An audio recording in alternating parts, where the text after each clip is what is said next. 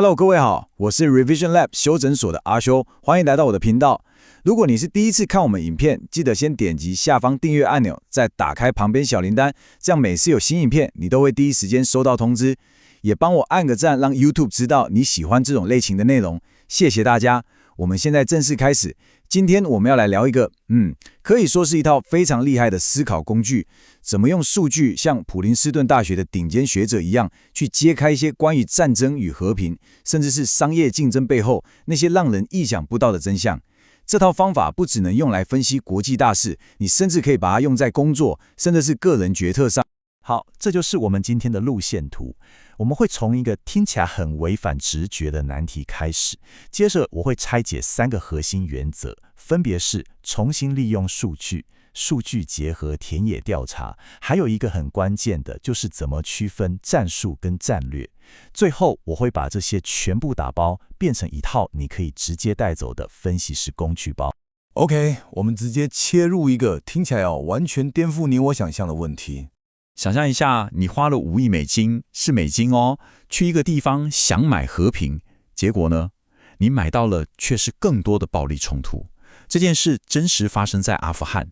理論上，我們都覺得投入大筆資金去幫助地方發展，應該可以改善生活，贏得人心，然後局勢就會穩定下來，對吧？但數據告訴我們，結果完全相反，錢不但沒有買到和平，反而像是往火堆裡澆汽油。研究數據一出來，真的嚇死人。他們把阿富汗分成2組來比較，一組是有拿到援助計劃的地區，另一組是沒有的。結果發現，那些拿到錢的地區，暴力事件的增長速度竟然是沒拿到錢地區的2倍以上。你沒聽錯，是2倍。這就奇怪啦，本來要滅火的錢，怎麼反而變成在澆汽油？這到底是怎麼回事？這就帶我們思考了。要解開這種謎團，光看表面絕對不夠，所以我們需要第一個原則，就是用一個全新的視角去檢視那些早就擺在那裡的數據。你能不能想象一個全球聞名的恐怖組織，他們高層每天最頭痛的事情，竟然不是怎麼跟美軍作戰，而是底下的人費用暴漲亂七八糟。這聽起來很扯，但揭開這一切的關鍵，就藏在那些原本是為了軍事用途，而不是學術研究的情報數據裡面。這句話真的不是開玩笑哦。有一份外洩的內部文件就記錄到，當時蓋達的2號人物扎瓦希里，他根本就是個控制狂主管，對底下小隊報上來的開銷一筆一筆審。結果也門有個小隊長就受不了了，直接嗆他說：“你要是管這麼細，那老子不幹了。”你聽聽，這是不是跟你辦公室裡發生的鳥事一模一樣？當分析師把這些原本是軍方要用來追蹤敵人的情報拿來重新分析，他們發現該打的日常根本就是一團亂，一下為了要攻擊哪個目標吵個沒完，一下又為了差旅費怎麼報銷在那邊爭執，甚至還有人亂買東西，像是幫帳篷裝冷氣，然後被上面罵，還有人抱怨說：“老闆你不要一天到晚改主意，可不可以把規定寫下來，給我們一個 SOP 啊？”你看這些鳥事是不是徹底顛覆了我們對恐怖組織的想象？所以這就是第一個原則，重新利用數據。意思就是很多資料當初被收集起來，可能是為了 A 這個目的，但你能不能換個角度，用它來回答一個完全不相干的 B 問題？這招常常能挖到寶。好，重新利用數據這招很猛，但光靠它還不夠。接下來我們來看第2的原則，這就告訴我們為什麼兵人的數字一定要跟有溫度的真人故事結合在一起。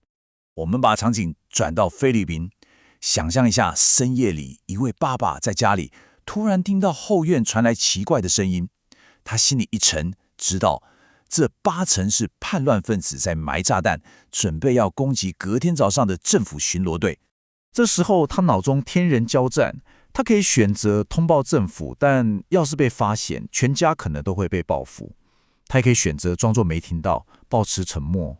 但明天早上炸彈一爆，槍戰打起來，在窗邊幫他準備早餐的老婆還有小孩，可能就會被子彈打到。換作是你，你怎麼選？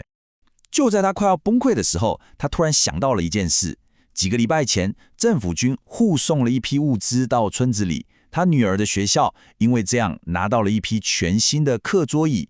他女兒回家興奮地跟他說：“爸爸，我們終於不用坐在地上寫字了。”就是這個一個很小但非常具體的感受，讓他對政府產生了一點點的信任。這個故事其實點出了一個很重要的理論。後來學者們在伊拉克做了大規模的數據分析，結果完全證實了這點。他們發現那種花大錢蓋水廠、鋪馬路的大型計劃，對於減少暴力衝突，幾乎沒什麼用。反而是像送課桌椅這種規模小但能讓當地人有感的計劃，暴力事件真的就明顯下降了。所以這就是我們的第二個原則。數據跟田野調查是相輔相成的。第一線的真人故事可以幫助我們建立一個猜想或理論，然後我們再用大規模的數據去驗證它，看看這個猜想站不站得住腳。這兩者缺一不可。OK， 到這裡我們知道，用小規模有感的援助可以降低局部的暴力，但是要怎麼贏得整場戰爭呢？這就帶我們到最後也是最核心的第三個原則。你怎麼把一個一個的小勝利串聯成最終的戰略成功？我們再把鏡頭拉回阿富汗，美軍在那裡打了20年，贏了不知道多少場戰鬥，戰術上可以說是戰無不勝，但結果呢？最後還是撤軍了，戰略上是徹底失敗的。這就告訴我們，光是累積戰術上的小勝利是沒有用的，你還需要一個更高層次的劇本。哥倫比亞就是一個很好的對照組，他們的和平不是1天2天就達成的，而是走了一條將近20年的漫漫長路。他們先是靠美國幫忙讓軍隊變強，然後做了一件很聰明的事，就是先把國內民怨很大的右翼部隊給解散了，接着才把叛軍 FRC 逼到鳥不生蛋的偏遠地區。接下來就是長達7年的戰略僵持。為什麼這個僵持這麼重要？因為他同時達成了2件事。第一，他讓叛軍領導人徹底死了心，知道自己不可能打贏，而且每天躲在叢林裡也累了。第二，更重要的是，時間是最好的解藥，他讓哥倫比亞社會大眾的仇恨慢慢冷卻下來，大家才有可能接受一個需要妥協的和平方案。